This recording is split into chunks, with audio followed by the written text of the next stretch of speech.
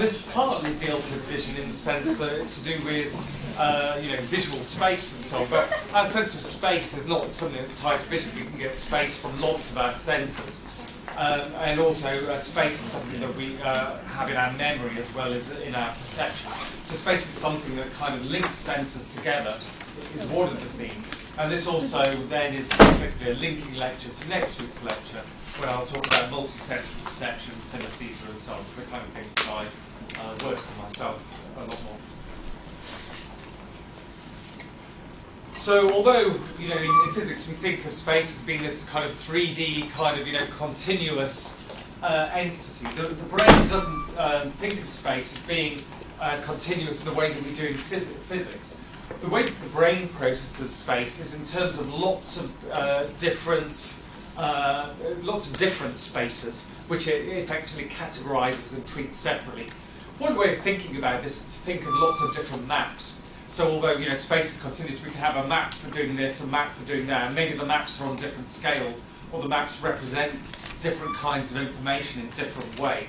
And this is effectively how the brain deals with space. It represents different kinds of information, different kinds of spatial information in different ways.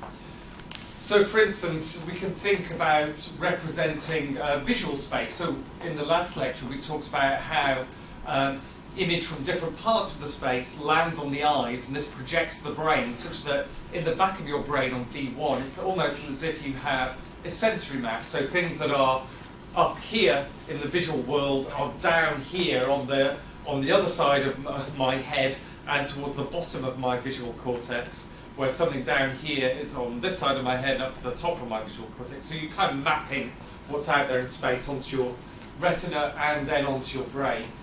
But also, this is very useful for picking something up. So if I've got a pen on the table, what I don't want to know is where the image of that pen on my retina is, because I'm not doing this. Okay, that's useless information. And the image on the retina is moving around all the time as my eyes do it. So what I need to know is where is that in relation to my body. So where something is on your retina is not telling you where that is, because you need to know where your retina is relative to your hand, okay, in order to do that. And that's a different kind of space. And this is the space that kind of guides actions and movements of the limbs. And also kind of knowing objects relative to each other. This is what's called allocentric space. So for instance, knowing how to get from here to the Barclays Bank would be allocentric space. You're not relying on the same kind of information needed to figure out how you use the spatial information in your eye to pick this up in order to go from here to Barclays Bank. So it's spatial information, but it's a different kind of spatial information.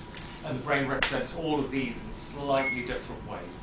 So space does exist in the brain, but it exists in these multiple ways that serve rather different functions.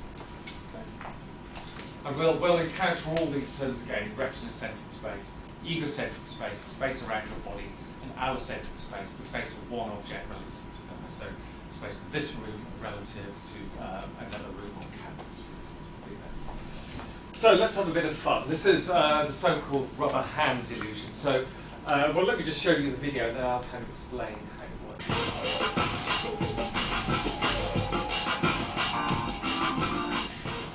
A classical illusion that has been published in 1998 by two Americans, Botvinnik and Cohen, two American neuroscientists, is the rubber hand illusion. The rubber hand illusion consists in placing, let's say, one's left arm out of sight, out of vision, and placing in front of the eyes of the subject a hand in plastic, a rubber hand, and then the experimenter will stroke, let's say, the index finger of my left hand, and at the same time the left index finger of the rubber hand. And if he does this synchronously for a minute, up to 2 minutes, certain subjects, 2/3 of all subjects, will start experiencing this hand for some moments as if it were belonging to their body. So this is one way, and this is normally investigated by questionnaires. So the subject will be asked a certain number of questions to respond to. And then there's a second measure, which is, in my opinion, even more interesting, because if you then, after these 2 minutes of stroking, will close the eyes of the subject and ask them, well, now point to where your hand would really be, they do not point with eyes closed to the real arm, they will point towards the rubber arm. I really felt that my hand was transposed and into that false hand that was presented in front of me. The feeling was really an awkward feeling, a very strange feeling of having a false hand belonging to me. We visually see that the hand is false, but we can't separate that from the fact that we actually feel our hand in that place. By simultaneously stimulating fake rubber hand and the real hand, something that is felt and something that is seen on a hand is integrated. Under normal conditions, when I see something close to a hand and I feel touched at the same position, this is always on my hand, at least I guess in 99% of all cases. So by disintegrating these two types of information, the experimental psychologist interferes with those brain mechanisms that we have through phylogeny, but also through our own development, learned that our brain has learned to fuse together. Okay, so what this is there is that basically if the person can't see their own hand, okay? What they can see is another hand there, but they can feel their own hand being stroked. And at the same time, they can see this other hand being stroked in the same way. So what they report is that I know my hand's over there, but it feels like this rubber hand on the table is my hand. That is what they're effectively reporting. So I'll show you this other fun thing. But this is just a questionnaire measure. So what you have here is, this would be very strongly agree, very strongly disagree. And the ones underlined are the ones that people report significantly during this illusion. So the report, I felt as if the rubber hand were my hand. It seemed as if I were feeling the touch of the paintbrush in the location where I saw the rubber hand touched. And it seemed as though the touch I felt was caused by the paintbrush touching the rubber hand. So they kind of have this sense of, I know my hand's over there, but it feels as if it's there. They don't report sensations such as it feels as if I might have more than one hand. So it's almost as if they're losing their own hand and gaining the other one. That's kind of their subjective experience. This is kind of a fun one here. Have a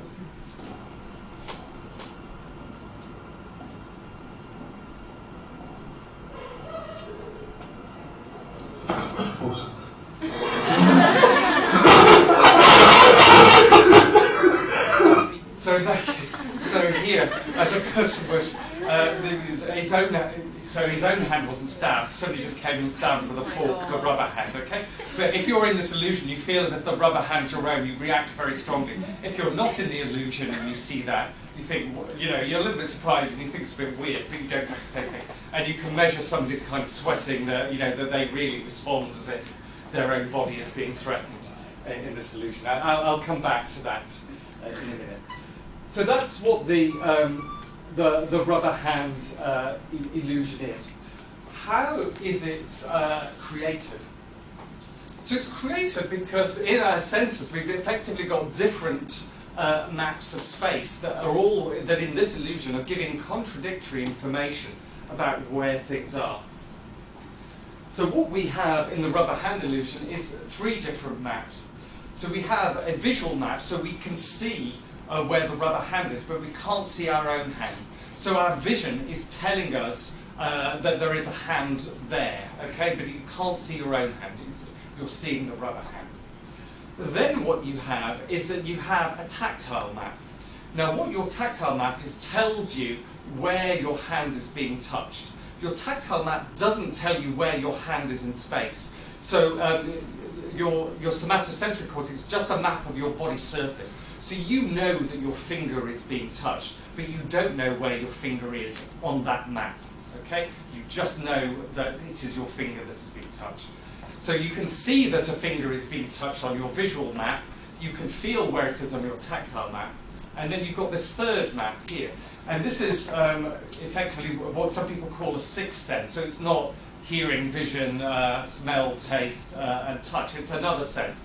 And in all of your joints, you've effectively got receptors that signal how much your arm is bent. And this is kind of what dancers use, what people use to kind of memorize body positions and so on. But it is in the brain. The receptors are in the body, but the actual signal is processed in the brain. And this is a sense called proprioception. And proprioception tells you what the angle and basis of your joint. So your proprioception knows that your hand is really over there, in the sense that it knows that the angle in your arm is like this and not like that. So your visual sense can't see where your hand is. Your tactile sense can feel your hand is touched, but it doesn't know where it is in space. But your proprioception does. So you've effectively got this conflict here that in effect what wins is your visual map. So you effectively ignore the fact that your proprioception is telling you your arm's over there and you're believing what you see. So in this case, you've got a contradiction between the two maps. Your vision is telling you that the hand is there and it's likely to be touched, and your proprioception is telling you your hand there, and you discount this information and put your real hand as if it was there. So in effect, you've got a conflict of this kind of information that goes on. So this is the standard way of doing this.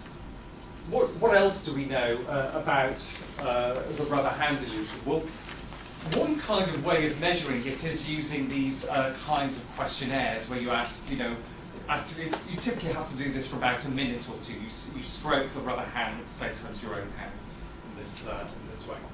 So what is a questionnaire? The other way that he talked about is that you literally have some kind of ruler. So you can't see where your own hand is, and you're asked to decide where your own hand is. So imagine that your own hand is here, the rubber hand is there. What you find is that people misjudge the true location of their hand by a few centimetres in. So although the questionnaire says they feel it's there, they lose the ability to know where their hand is in space, and the actual felt position of their hand gravitates towards where the rubber hand is. It doesn't completely align with it.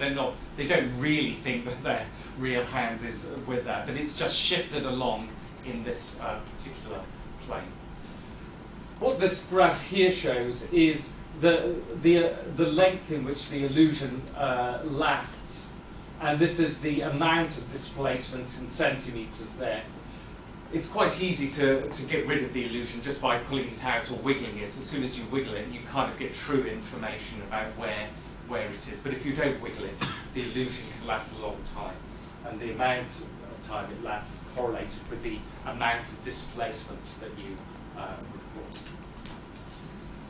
But it depends on lots of other things as well. So it depends on synchronous stroking between the real and the dummy hand. So if, for instance, the real hand is stroked like this, and the dummy hand is, so the real hand is stroked like that, but the dummy hand is stroked like this, so you're effectively stroking the two hands like that, you don't get the illusion. And again, this is a sense that people aren't just kind of making things up. So they don't report the illusion in the questionnaire, and they don't show this subjective shift in the position of their hand. Okay, if you have to stroke like this, if you stroke like that or like this, for instance, then the illusion disappears. Okay, so what you see and what you feel have to be aligned. Okay, otherwise you don't get that. What's on your visual map and your tactile map have to be plausible, and then you can get rid of what your proprioception says. Seeing the appropriate hand also matters. So if you're stroked on your right hand and you see a left dummy hand, the illusion diminishes and also does that. So it has to be plausible. And typically you don't get it for non-hand objects as well. So if you've got a pen or something like this, you don't get it. You do get it across a surprisingly wide range of conditions. So even these fake kind of horror hands and so on, you can get that. Skin colour doesn't matter, so they've done it with different races of participants. So even if it's not yours, clearly, can't be your hand, that doesn't really matter. So it has to be kind of the shape of a hand. It has, that's the visual signal that seems to count. The actual surface texture, even the size. They've even done it with wooden hands where it looks, very implausible, but if it has the shape of a hand, you can get the illusion. Okay. The orientation matters as well, so it's diminished if it's like if the rubber hand's at an orientation like this and your hand's like that. So orientation and shape seem to be things that. Any questions about the? It's very curious. In the past, I brought a rubber hand and had a go at it, but it takes a while. And, in the past, we've done quite a few undergraduate projects on rubber-handed instruments. It's fun times. Even after the brushing finished, would they be likely to feel a bit, if say the rubber hand was still brushed, would they be likely to maybe still perceive it as still being brushed, maybe for like a few seconds? I see. So if you carry on brushing the dummy hand, but you stop brushing your own hand. That's a really interesting one. They've done it kind of with laser pens and shown that people can kind of feel heat on it. Yeah. And then the other ones are where they've administered pain to the dummy hand, and you can show that people have a sweating response, or that they kind of, it's almost as if their muscles clench on their real hand. So you do have these kind of. It's hard to say that they're having a real sensation like the dummy, like with the dummy. But yeah, you get some. Have they ever done it two hands at the same time? I see. So you see two dummy hands. Yeah. They've done so many different permutations, but I have to say, I've never come across that one. I can't think why it wouldn't work off the top of my head. I can't think that they've done it with feet, but I'll talk about another. But again, there's absolutely no reason why I think it shouldn't work with feet. If anything, you know where your hands are better than you know where your feet are, and the fact that you can get rid of that. So this is an equivalent one here that's really intriguing. So in the other one, it's as if your hand is in a different position. In this one, it's as if your whole body is displaced in space. So kind of akin to an out-of-body experience, although they say it's not kind of floating in the air. So here, what you have in this kind of setup is that this is you here. What you have on is virtual reality goggles, okay? And what's behind you is a camera, say, of your own back. So what happens there is that you can project through vertical reality goggles an image of yourself in front, okay? And then what happens is that you get stroked on your back, so somebody kind of does this. So you see yourself being stroked and the dummy stroked at the same time. And then what the task is that you literally kind of displace somebody off the spot, and the task is that they have to find the way back to where they thought that they were standing, okay? And what you find is that if you've got synchronous stroking between what's on your back and what's on the person in front of you's back, that you kind of lose a sense of where you are in space and you gravitate slightly forwards towards the avatar. So it's almost as if you're kind of losing a sense of your own position in space and you're gravitating towards that.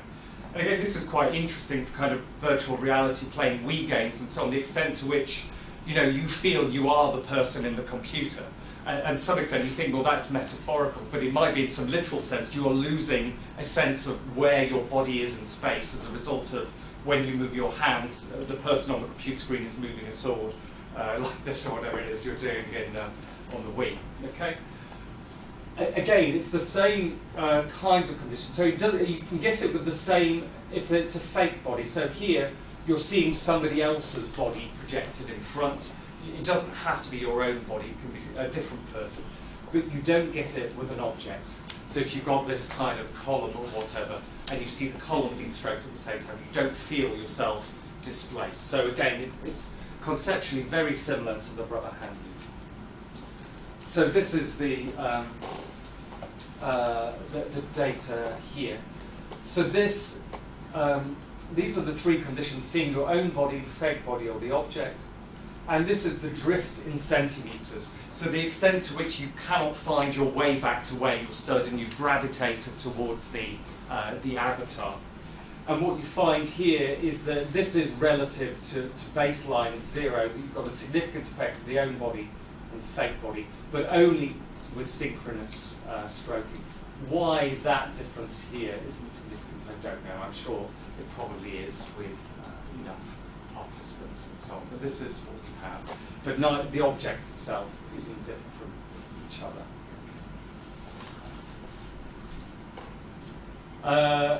Okay, this is again a questionnaire measure of this. So again, with synchronous stroking, there were 3 questions that discriminated between the synchronous and the asynchronous stroking conditions.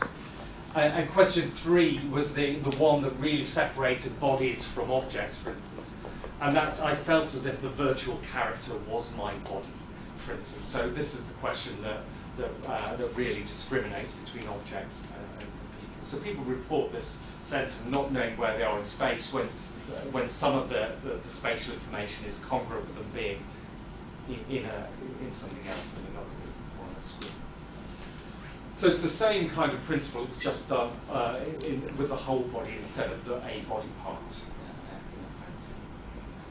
That what you see drives what you're feeling, what's happening spatially. Okay, so that's just kind of introducing a specific example. If we just talk about the general case now as to how space is represented, what you find is that different sensors have different ways of representing space. So this here is our somatosensory homunculus, so the part of the brain that represents touch. So we would have this doubled up, one in the left hemisphere and one in that hemisphere. So when I feel touch on my right hand, I feel it in my left somatosensory cortex on a part of the brain that represents the hand. So you have this kind of mapping between body parts and different locations. So one part of the brain represents the hand, one the face. So all your somatosensory cortex knows is that your hand is being touched or your face is being touched. It doesn't know where your hand is spatially. It just knows which part of the body map. So this is what's called a body-centered map. It just knows where things are on the body. It doesn't know where the body is outside it. Notice that it's kind of got this discontinuity. You've got your feet here and your legs and your body and your hands. So some parts of the body represent more than others. So your hand has a much bigger space in the brain than your arms, for instance, because they're more sensitive to touch. And then you've got this discontinuity here. Nobody knows why you have this. One curious reason that I've heard, which is interesting, is that typically it's that things that are close together kind of wire together. So that's why your hand is similar to your arm. But why is your hand next to your face? So one theory is, well, it's got to be next to somewhere. Another theory is that in the womb, your hand is next to your face, and also your feet are next to your genitals, which is what's here. Okay. So that this is effectively the fetal position mapped out onto your somatosensory cortex. So it's a very nice idea. Whether that's true or not, I don't know. But it's why would your hands be next to your face and your feet with your genitals? And this is also an idea behind foot fetishes and so on as well. So I think these two parts of the brain are kind of coextensive within your somatosensory cortex. Whereas your eyes, your visual sense is centered on your eye. So as your eyes move, things move with it. Whereas your ears and your hearing is centered on your head. So as your eyes move, that doesn't affect where things are in your hearing sense, okay? So everything depends on slightly different principles of organisation. So here, for instance, the person is looking at the same point in space, that they're looking effectively straight ahead, but in one case the eyes are oriented differently from the other. So to look here, you can either have the eyes pointing ahead or you can be looking out the corner of your eye here. But both are the same, but they end up on different parts of your retina. So somehow you need to kind of figure out that what's on your retina is not the same as what's out there. And how do you do that? Basically, what you do is that you've got, yeah. When you move your eyes around, does the phobia move with it? Yes, everything moves around. Yes, that's right.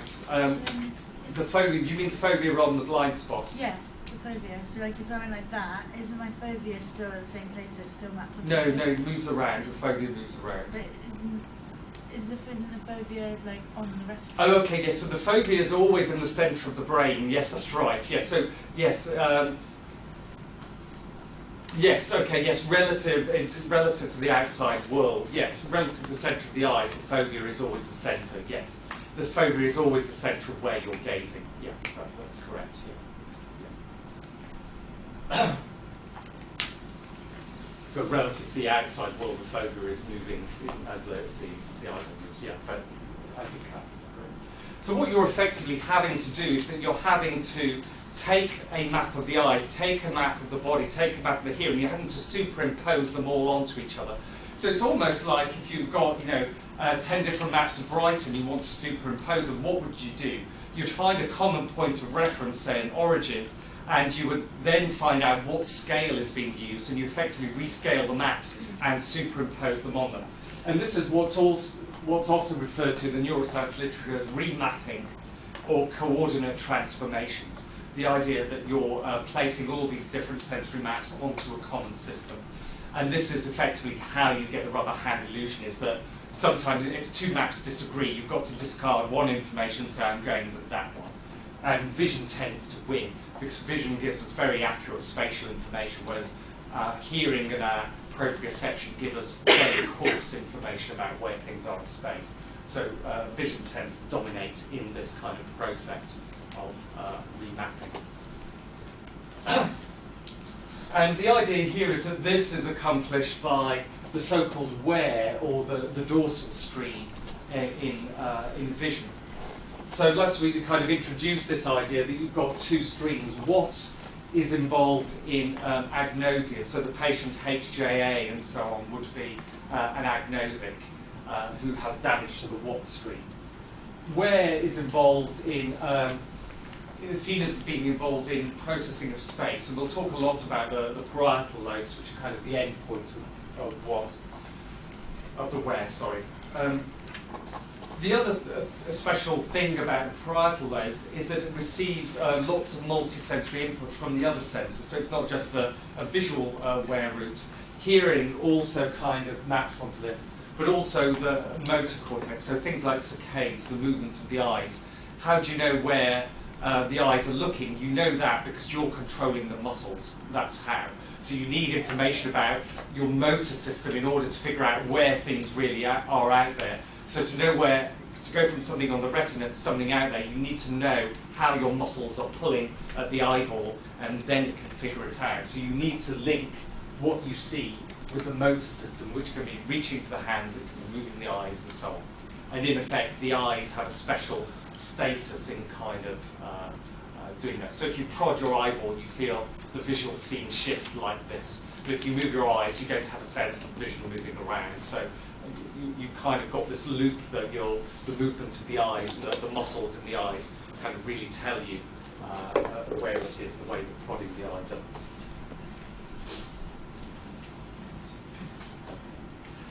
So we'll come back to this idea again later, and also in next week's lecture, the idea that you do this. Another kind of function of the of this kind of wear system is effectively to act as an attentional gating mechanism, to kind of filter some information out and allow other information in. So the idea is that we've kind of got a map of space, and we kind of prioritize, this is where I'm attending to and not that. So it's almost if you kind of boost some regions of space to make them, to kind of prioritize, I'm expecting information from over there, I'm not expecting it here. So these kinds of parietally based spatial maps are what our attention system operates over.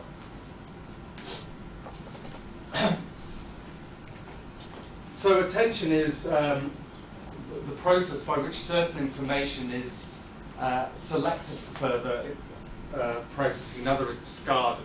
So people tend to think of attention as being like a filter or a bottleneck, or in kind of spatial terms, we can think of it as a spotlight, that you've effectively got a spatial map of the world, and you're focusing your attention on particular objects or particular regions of space, and you kind of move that around, okay? And that might involve moving the eyes around, because your eyes are, get detailed information from the centric gaze, or it might involve keeping your eyes fixed and literally just concentrating on different regions of space. You can do either, or even moving your head around, it doesn't matter. But the idea is that these maps kind of, they act to kind of enhance or reduce information on them, depending on what you're looking at. The spotlight metaphor kind of has its limits, because to some extent, you can kind of split your spotlight. It's not just that you've got one thing. To some extent, you can kind of attend to this region and that region there and ignore the bit in between. So although we think of it being spatially like that, it's not strictly just like a spotlight. To some extent, we can spread our spotlight. We can have a narrow beam that you focus only on, a small region of space or a large region of space. It's almost like kind of focusing in on that. That's the way that we kind of think of it. So, for instance, there are experiments done where you ask participants either to focus on the central letter or the whole word, and you can show that that they discard different information. That the information outside of the thing that they're attending to effectively gets discarded or processed less. But that's quite flexible, even when it's the same object. You can kind of focus in on one letter or the whole thing.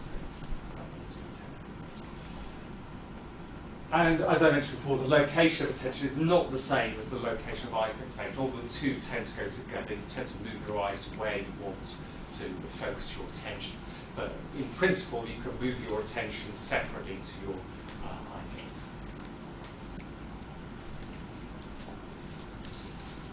So how do the parietal lobes code this kind of attention? So they have different kinds of properties from, say, neurons in the lower visual system. So whereas neurons in the lower visual system, so V1 and other areas, would respond as soon as something is present in a receptive field, those in the parietal lobes, the neurons respond if something is particularly important. So it responds to something that appears, unexpectedly, for instance. And what it does is that it kind of almost amplifies the response in some neurons than others. So things that are expected, for instance, it would change the response profile to others. And you don't have this happening to quite the same extent in the lower one. So it's responding to what is important more than lower levels of the visual stream, which respond to what is there, in effect. And that also leads to interesting kind of dissociations in consciousness, that your brain can process things that are there, but you're not aware of them. And a lot of attentional phenomena is related to this, is that you might be searching for something, for instance, as an everyday occurrence, and it's like, I can't find my keys, but you must have seen them somewhere, because they're on the table, on a cluttered table. So you've clearly seen it, but you're not aware of it. And this is effectively the difference between your lower level vision and your kind of parietal attention system, is that you probably have seen the keys, maybe in your what system, maybe even in your low system, but you haven't quite processed it on your spatial map that is involved in attention, for instance, that focuses in on the object. Hones in on its location. One of the other properties of the parietal lobes is that you have some degree of hemispheric specialization. This is the simplest way in which I kind of explain it. But this kind of sets us up for the second part of the lecture as well, when we talk about damage to the parietal lobes. But basically, in general, the right hemisphere is more specialized for processing space than the left hemisphere. It's not that the left hemisphere can't process space, it just does it in a slightly different way and is less involved. So it's a relative difference between the left and the right hemisphere, rather than absolute one. So what you've got to imagine here, for instance, is this just a crude representation of the number of neurons in your left and your right parietal lobes that are involved in representing space. So what you can see here is that your right hemisphere has far more neurons involved in the coding of space, and the left hemisphere has fewer. Okay, that's one point. Another point is that the right hemisphere has, well, both hemispheres have more neurons for the opposite side of space. So your left hemisphere codes right space, and your right hemisphere codes more left space. But there's an important asymmetry in this. So your right hemisphere space and kind of attention system represents more of left space, but it also represents some of right space. whereas your left hemisphere really only represents some of right space and very little of left space. So you've got this asymmetry here in terms of the slope, is one way of thinking about it. So your right hemisphere, although it represents one side of space more than the other, it really does represent both to some extent. Whereas your left hemisphere represents one side of space and the other very, very little. So what does this mean? And this is more for humans rather than other species. In other species, it tends to be far more symmetrical. Okay. What does this mean in humans? Well, it means that if you damage your left parietal lobes, you may have some problems in attending to certain parts of space and so on, or getting kind of these visual illusions on some parts of space. But really, your right hemisphere can process both sides. So to some extent, this left hemisphere lesions has a moderate effect on spatial ability. If you think about the alternative scenario in which you damage your right hemisphere, then what you have is a more profound situation in which if you lose your right hemisphere, your left hemisphere that's left over can still process to some extent this side of the world, but it's unable to process that side of the world. So what happens after right hemisphere lesions is that you often have a problem in attending or representing space on this side. And we'll talk about exactly what that means and how that differs from damaging the visual parts of the brain. So it does have a difference.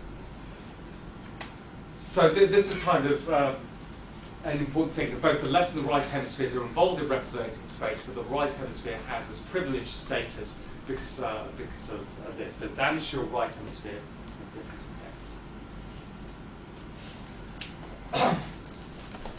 effects.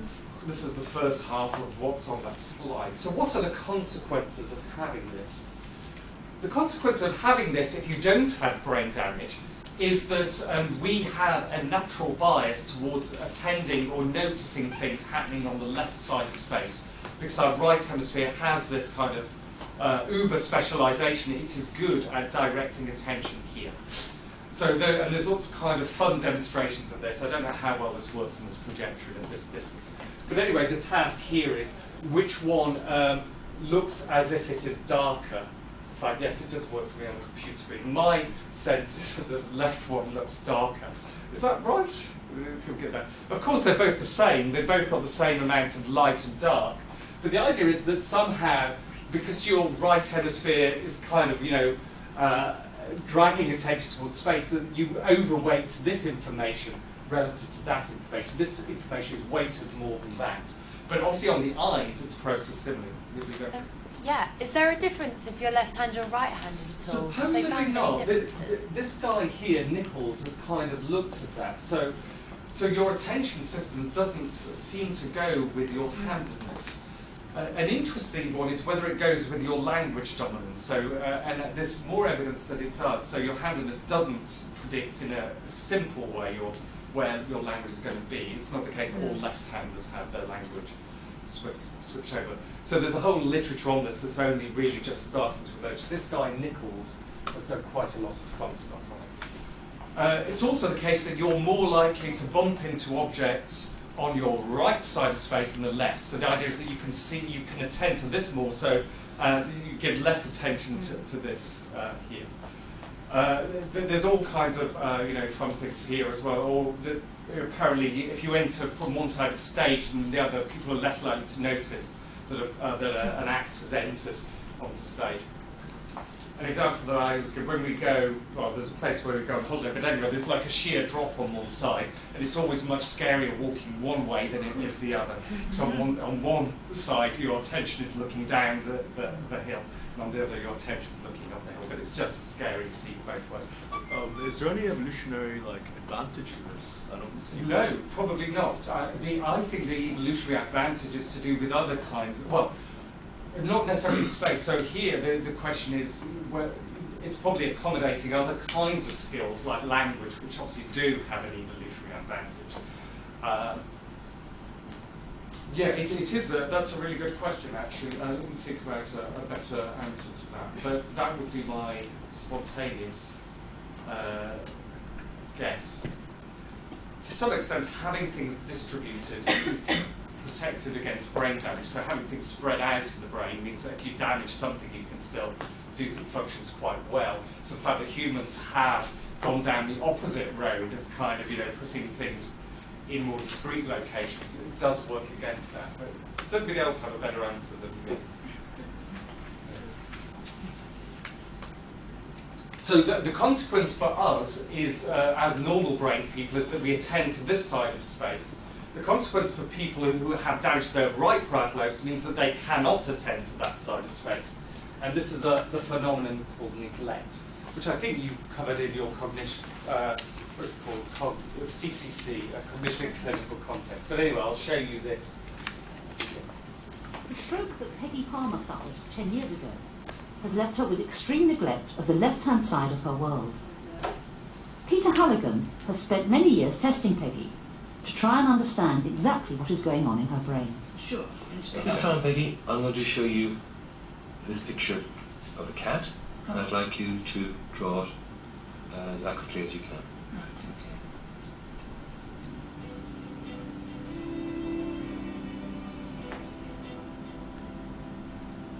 Neglect has very little, if anything, to do with your eyes. The vast majority of the problem arises from the brain processes involved in attention.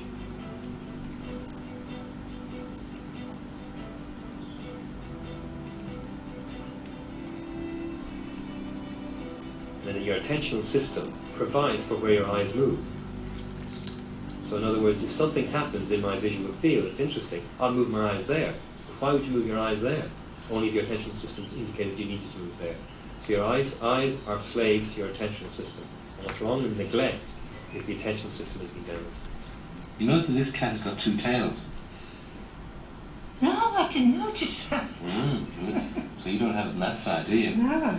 Is there anything else missing in it? For instance, look around the left-hand side of the brain. That looks missing. Yes, that shoulder's missing, isn't it? Yes. The part of the body is. I don't think about it, you see. So you thought you'd drawn a complete cat with all the details. Yeah. Okay. Yeah. When I show this to you now, you're seeing this again. Does this surprise you? I'm very surprised to see that other tail. Very surprised. Yeah. And what do you think when you see? I really didn't see that at all. And what do you think when you see something like this now? When I draw attention to I it? don't know how I could have missed it. I don't know how I could have missed it. I really don't. Peggy,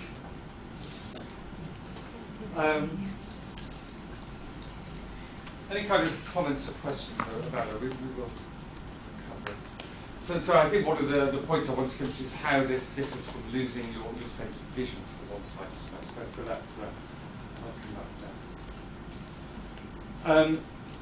So patients with so neglect normally arises after right parietal lobe damage. You can have it after left parietal lobe damage, but it tends to be less severe. Okay. One of the things that they can do is that they can orient to a cue on the left or the right. So if something appears very suddenly or somebody points them over there, they can orient their attention to that, but they don't do that spontaneously.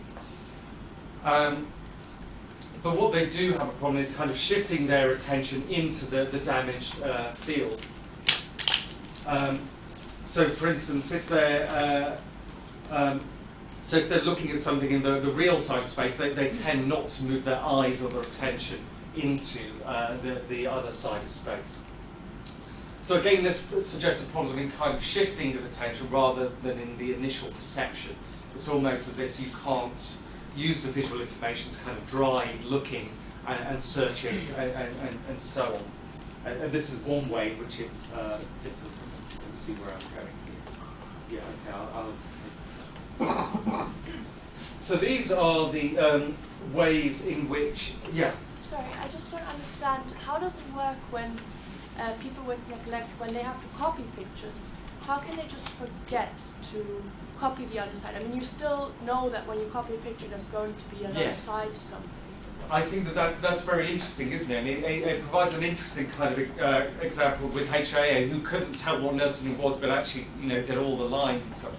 So one of the claims that's kind of been made, actually, if I put another minute on the movie, the researcher kind of made this claim, is that they are seeing the other half, that they're kind of almost seeing it filled in their mind's eye, and that's why they don't do that. So that's one particular claim that's being made by others. But you are right, whether it's kind of a memory effect as well, that they think that they've already done it and they haven't. But that doesn't, it's almost if they don't need to do it, is the standard way of doing it. But it's a good question. One of the things I'll come to is that not all patients do that as well, which is also important. Here, when drawing from memory, they sometimes omit, or in this case, crowd them. So here, it's kind of, again, interesting that what you might have expected here is that they fill in the numbers 1 to 6. But again, it's almost as if it's kind of the opposite of the copying here, in the sense that they know that there are numbers 1 to 12, and they've gone and drawn them in, but for some reason, they've spatially misaligned them. This might be, again, a different kind of puzzle. This is line bisection. What you have to do here is just put a line down where the midpoint is. You have to find the halfway point. And as lines get longer, what you find is that the subjective midpoint gets shifted over towards the right. And the reason for this is that if you neglect this side of space, it's almost as if that part of the line almost doesn't exist. So your subjective midpoint goes this way. Okay? So it's almost as if you're kind of ignoring that part of the line, so you shift that way. The longer the line, the greater the shift. So they're quite good at finding the centre when it's a short line, but with longer lines, you get this gradual drift over to one side. And this is a task called cancellation, in which they just have to put a line through every other line, or sometimes you've got two objects. You've got like a house and a chair. They have to go put a line through all the houses and ignore the chairs. That's the kind of simple test that's used to assess. So it typically arises from damage to the parietal lobes, particularly the kind of inferior parietal lobes there, that's shown in the Mort. But again, there might be differences within this phenomenon of neglect, which we'll talk about.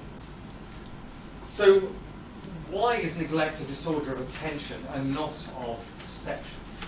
Well, if you do brain imaging neglect patients, you can show that they still activate their visual regions in the occipital lobes, even for things they claim not to be aware of. So for objects kind of on the neglected side, you can show that that their visual cortex is still processing them, but they're not attending to them, or they're not aware of them. In the same way as you're not necessarily aware of where something is unless you attend to it yourself.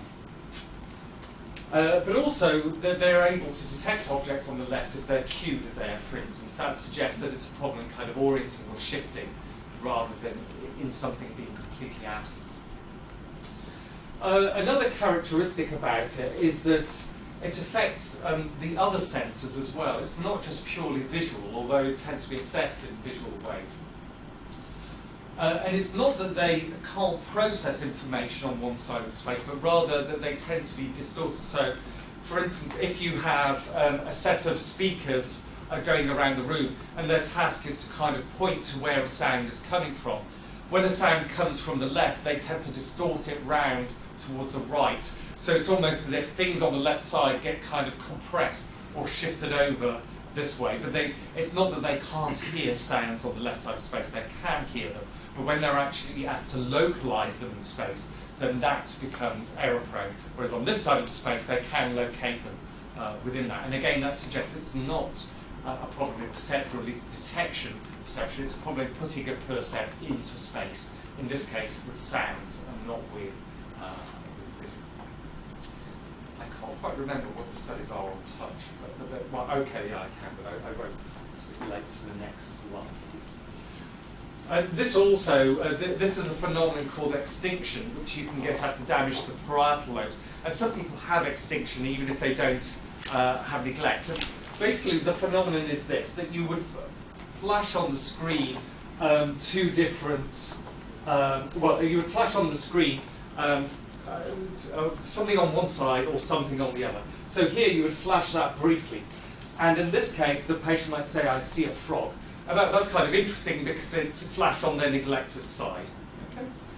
On this case, it's flashed on their okay side, and they say, I see the sun.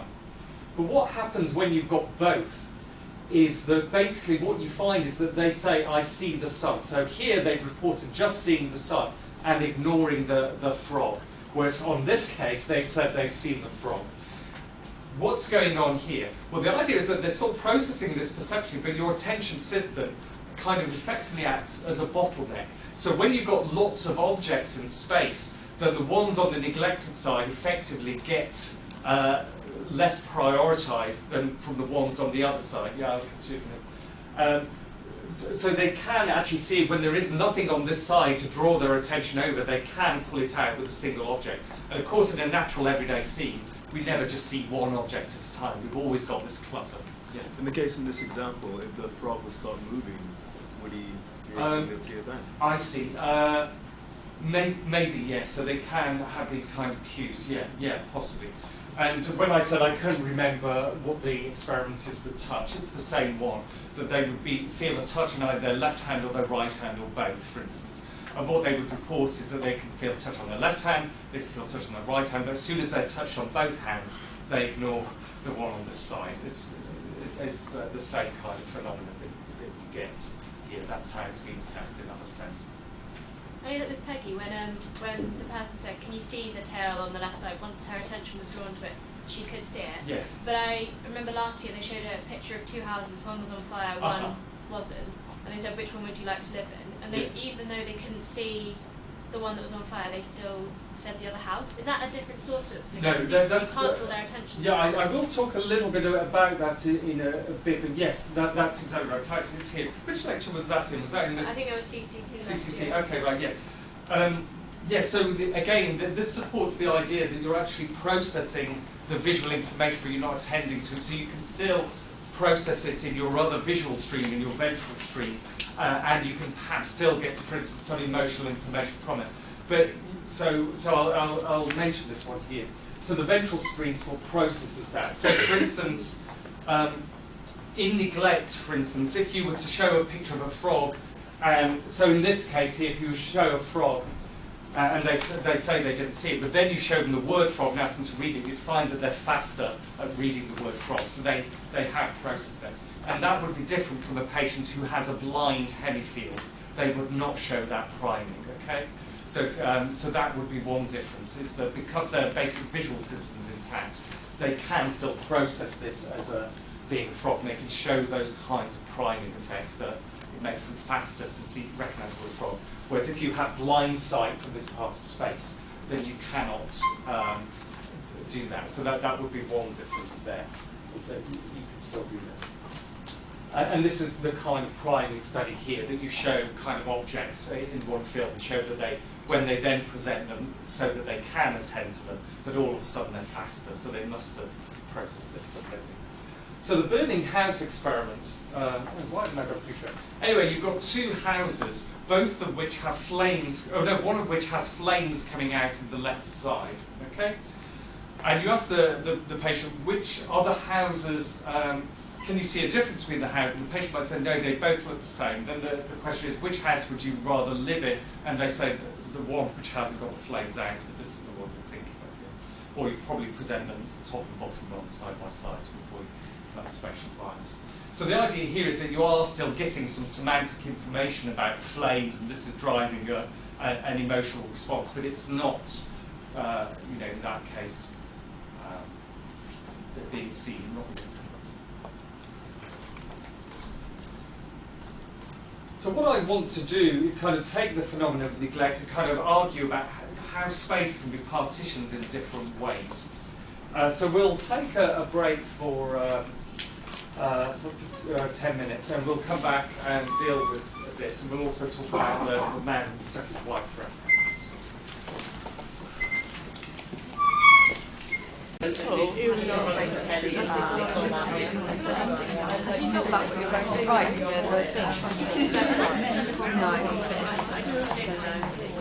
I think I'm just going to say like third year. Yeah.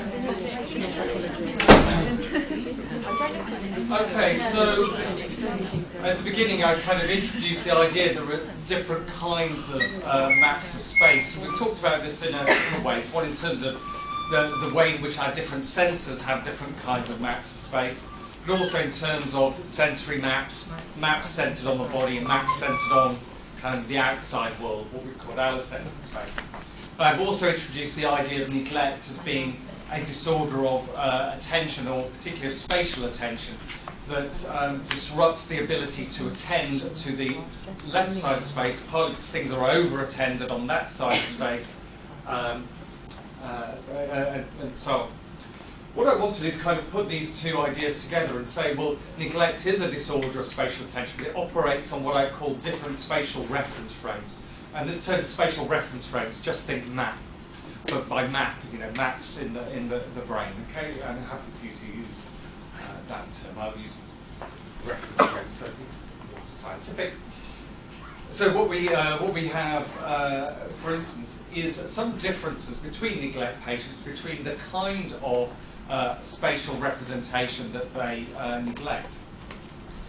So, for instance, the classic tests of neglect all involve identifying objects that are kind of outside there. So, drawing or crossing out, lines on a sheet of paper, this sort of thing.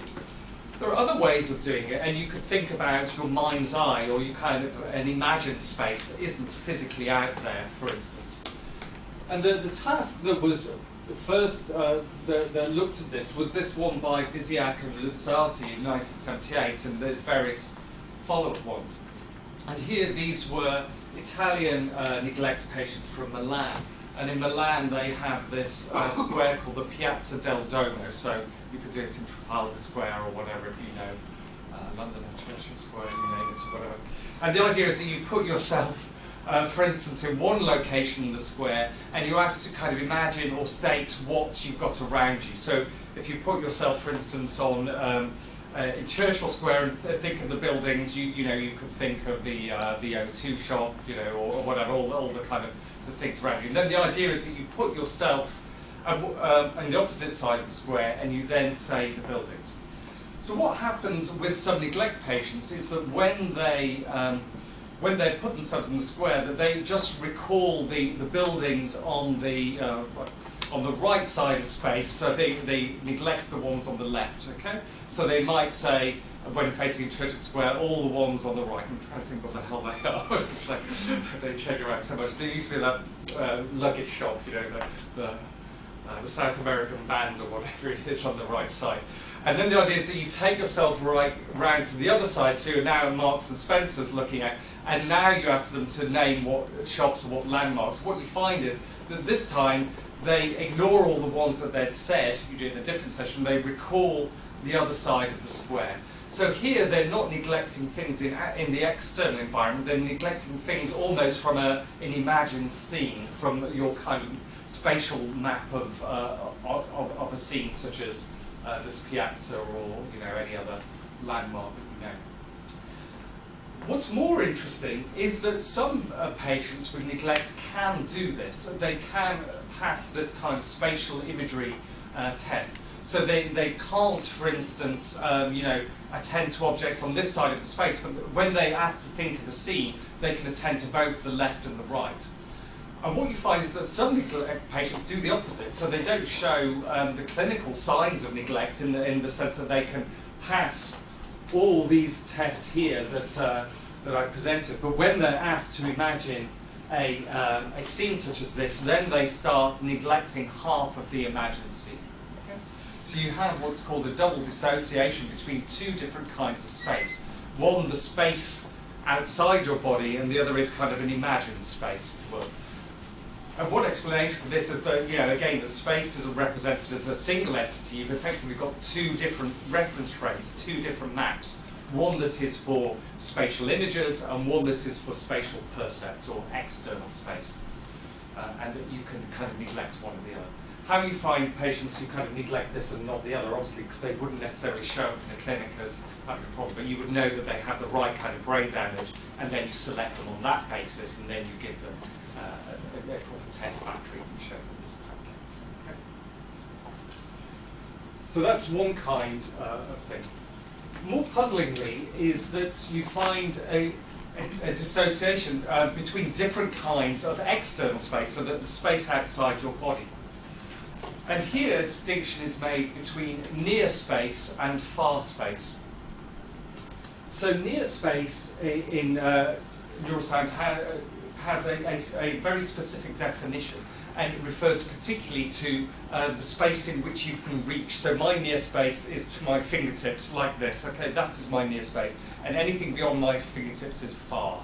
Okay, and you can show that there are some neurons in the brain, actually the parietal lobes, that respond to kind of lights in near space, but not in far space, for instance, that make this kind of distinction. You can show this in macaques with single cell recording and so on. And the idea is that in near space, what you're dealing with is things that you can manipulate to. In far space, you have to move your body rather than your body parts. So that's the key thing, moving your body parts versus locomotion in space. That's kind of its thing. So you can test neglect in two ways. So a test of near space would be this test here, the line bisection test, where you have a piece of paper here with lines on, and you're asked to bisect them. A test of far space would be that you have, for instance, say on that wall I can see the line of what is called coat hangers, and you give me a torch, for instance, or you ask me to point with my finger, and I point to the midline. Okay, so that would be the same test in far space.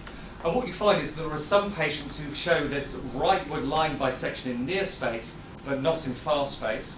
But you show some patients who have the opposite profile of being able to, who are impaired in far space but not near space. And it's suggesting you've got two different maps, one that is close to the body and one which is far from the body. Okay? The more close to the body is involved in kind of obviously manual coordination and so on, that's why it exists. And the one in far space is to do with other kinds of things. What's intriguing also about this, and again, this is something that we kind of have learnt from monkeys as well, that what you would have is that you've got neurons in near space that respond to lights that are kind of within my bubble, my body space, but not beyond it. But if the monkey holds a tool, this will do, what you find is that the bubble of near space extends by 10 centimeters, so now it responds to a light that's outside of my body space. So it's almost as if your body space becomes extended by incorporating objects into that, for instance. So it's kind of malleable to do this. And the idea behind this is enables us to use tools, but it's almost as if tools are extensions of our body, and literally our brain treats them as if they are in these kinds of ways. What you find here is that, again, with these neglect patients, you can effectively do this. So if you've got, say, a line that's being bisected over there, and they might show neglect of it with a pointer, if you give them a tool, so a long stick, for instance, to point and hold it, then they don't show the neglect. So it's almost as if they're extending their near space, which is intact, into the far domain, and extending the intactness, if you will, out there into the far space domain, which is normally impaired. So again, tool use here can kind of break the bubble around the body, if you will, and extend it even further. And this is kind of shown here. So we have, in one case, a separation between external space and internal, or kind of your imagined scene, and a further subdivision in external space between things that are near and things that are far. And this, again, would be computed mainly in the parietal lobes, a different population of neurons, and to some extent different regions, although people haven't separated them very closely. So another one is between your actual body space and near space. So one kind of symptom that's sometimes reported in patients with neglect is that they may shave only half of their face, or only put lipstick on half of their lips and so on. But not all patients with neglect do that, okay? Or that they might kind of, groom half of their hair but not the other, this sort of thing. And one of the things that might matter is, again, you've got these different kinds of spatial maps. One is kind of a spatial map of the body versus external space. So the kind of tests that are used to do this, so near space neglect would be, for instance, line bisection or kind of finding external objects. So one of the tasks is you've kind of got a little array of holes and you have to put balls in all the holes, and people miss the balls over here. And the equivalent one for your body is that you kind of have a fluffy jumper that the experimenters created with these kind of little fluff balls on, and you have to go and pick them off your body. Okay, that's the equivalent test here. And what you find is that some patients only pick the fluff off one half of their body. Some patients pick all the fluff off, and you can have these two things. You can have some patients who are able to pass the task out there of putting objects into it, but then they neglect half of their body. There are other patients who don't neglect their body space, but then neglect this one here. So you've got this double dissociation here between being in your body versus the space outside your body. So you've got your imagination, you've got your body, you've got the near space outside your body, and you've got the external thing. Again, you kind of wonder where it will end. I think there's only one other distinction that's meaningful in this literature, and this is between objects and space itself.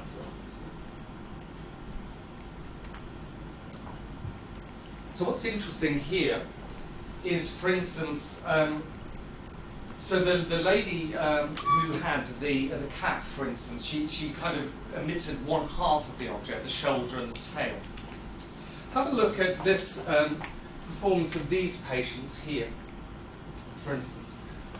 So in this case, what the task is that the patient has to circle all the letter A's. Okay? Can you see here what they've done is that they've omitted the letter A's here and all the letter A's there.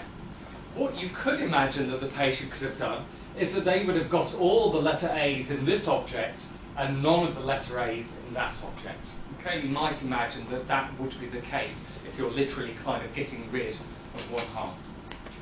So what the claim is here is that this patient has neglect, but neglect of a map that is centered on objects rather than neglect of a map that is centered on you, the observer. Okay? So some neglect patients would show that pattern of circling all these letter A's and ignoring all those. Here's another example here. So here the task of the patient is just simply to copy this scene. So some patients, when they're given the scene, would ignore the armchair, ignore the lamp, ignore this window, and just copy those ones there. This patient hasn't done that. They've copied all the objects. But what they've done is that they've omitted the left-hand side of all the objects. Okay? So again, you've got this double dissociation here between a map of space that's kind of across different objects versus a map of space that is centered on individual objects. So the lady in the video would probably have some kind of object-centered neglect. So if she's presented with two objects, she might be able to say what the two objects are or copy them, but she'd probably miss this side of the object, would be my guess. What's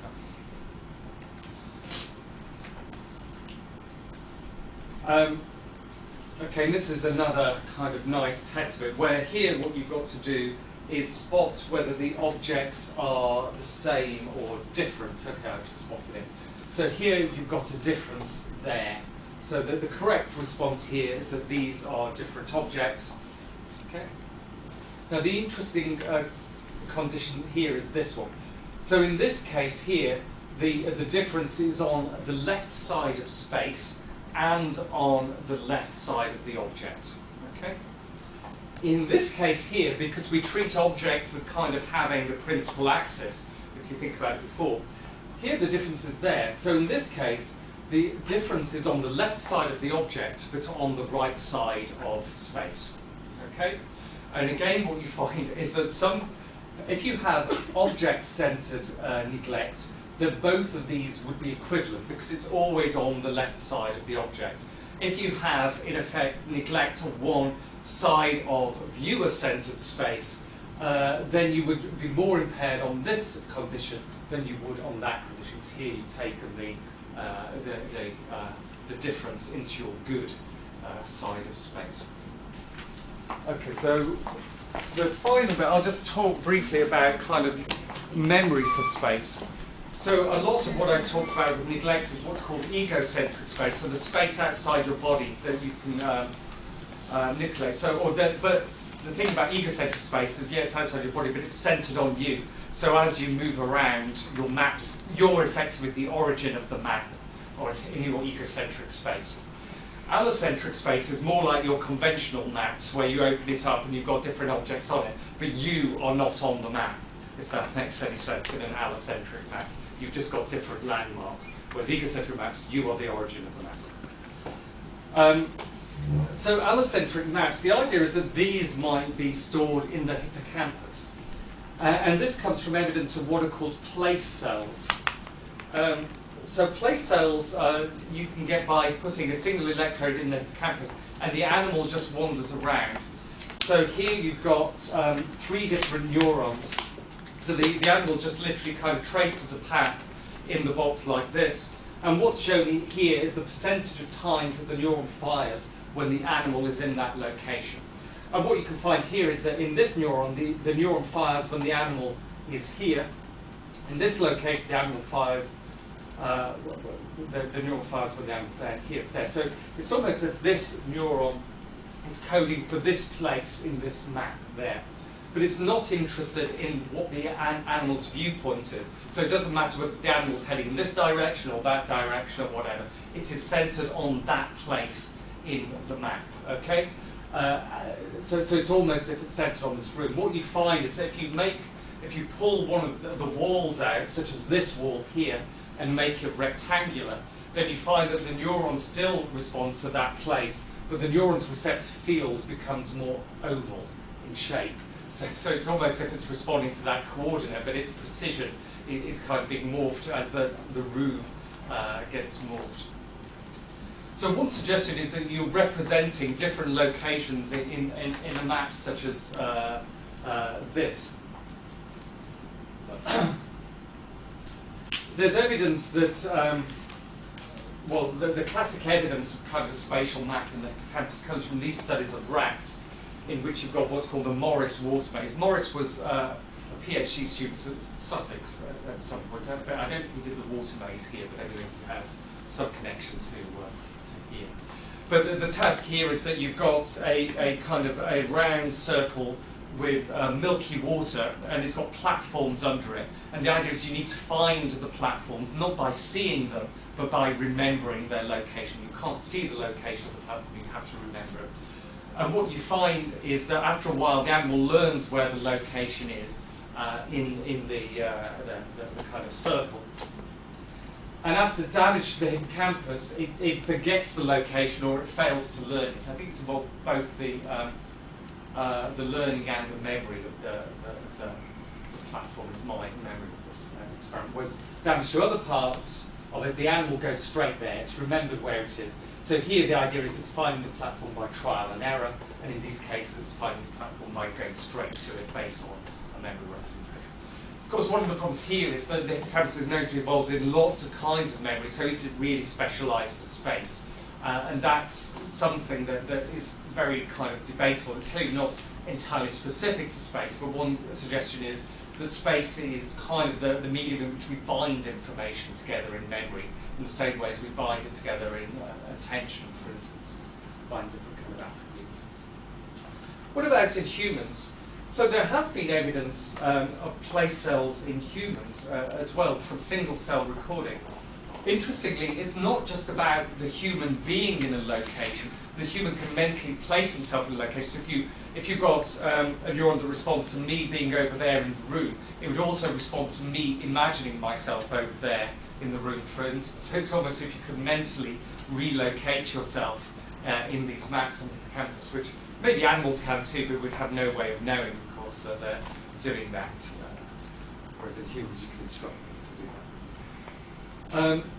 There's also some evidence from both imaging and lesion studies that the right hippocampus is particularly specialised for spatial memory. So for instance, if you damage your right hippocampus, so this is the kinds of tasks that have been done is kind of virtual reality tasks in which you've got to find your way around a virtual reality town. So you're finding locations, but you've got to remember which objects are there, and the person gives you an object. So you've got different events happening. You've got to recognise people, you've got to recognise which person is giving you the object, and you've got to find your way around the town. So quite complex, but what you find is that damaging the left and the right hippocampus impairs different aspects of this. So damaging your right hippocampus impairs your ability to navigate around the town, whereas damaging your left hippocampus impairs more remembering which person was in which room and gave you which object when you're navigating the maze. So you have this evidence of relative specialization. The evidence of lateralization in other species isn't really there. There's some evidence that even at the hippocampus you've still got right dominance of space in the same way as your right parietal cortex is dominant there. Okay, this is really fun study. How many people have heard of this? Okay, quite a few. So in London, taxi drivers have to take a test called the knowledge. And the knowledge is that you give two street names, so it might be Lansdowne Place and Madeira Drive, or whatever, Brighton would be the equivalent. And what you have to do is you have to state the best route between these two points. Now, if you imagine a city of 8 million people and the different kinds of roads in them, this is something that takes people years to do. What you find is, and the taxi drivers love it, is that they've got bigger hippocampi, particularly on the right, as a result of doing that. Now you might wonder whether or not they selected to become a taxi driver because they had a good spatial memory before, or whether they've grown their hippocampi by taking the test. And again, they've done various research in other years, but it seems to be the latter, that the right hippocampus has literally grown by acquiring this spatial map of a city of 8 million people. And the reason for this is that the size of your right hippocampus depends on how long you've been doing your job. So it's kind of growing and maturing with time, whereas you would not expect that if there was a self-selection mechanism. You're opting into taxi driving because somehow you are good at having spatial memory. It makes sense, I don't believe that people go into driving taxis because they're phenomenal spatial memories. I think there's lots of other reasons, like chatting, I don't know, like driving. Also, the thing that the taxi drivers never tell you is that other parts of the brain have shrunk in order to accommodate large hippocampi. Okay, that's what they never, they always forget that part of the study. So again, you've got this change there. But you can change the structure of your brain as a result of experience, and this is one example. Going back to neglect briefly, if you have someone with a lesion to the right hemisphere early on in life, does the left hemisphere co-opt? Yes, yes, there's some evidence of that, that your left hemisphere does kind of co-opt that, and it can change, and there's all kinds of studies that are involved in the rehabilitation of neglect that try to kind of orient attention or get the left hemisphere to effectively develop a richer representation of that. So it's kind of an active area in rehabilitation and stuff, but in children in general, you do have these changes. So just to kind of sum up, what is it that the hippocampus does that differs from what the parietal lobes do? So I think that what the parietal lobes are doing, given where they are, is that they're receiving sensory information and motor information. And this is what makes them have, in effect, an egocentric map of space in which you are the map is centered on where you are looking or where your body is at any particular time. Whereas the hippocampus is kind of a long-term representation of space.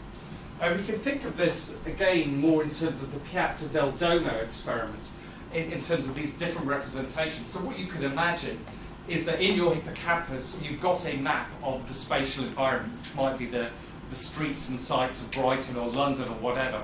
And in your parietal lobes, what you have is the kind of moment-to-moment representation of where you are on that map, either sensory or in terms of imagination.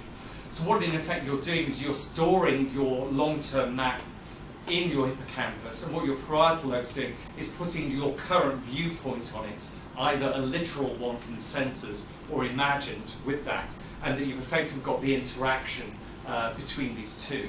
So this is why with neglect you've still got both sides of the map, because both of them are still in the hippocampus, but you can only put one. It's almost as if you've lost the ability to represent one half of the map when you retrieve it and put yourself on it as a viewer on the map. Okay? So I think that that's the right way of thinking about that.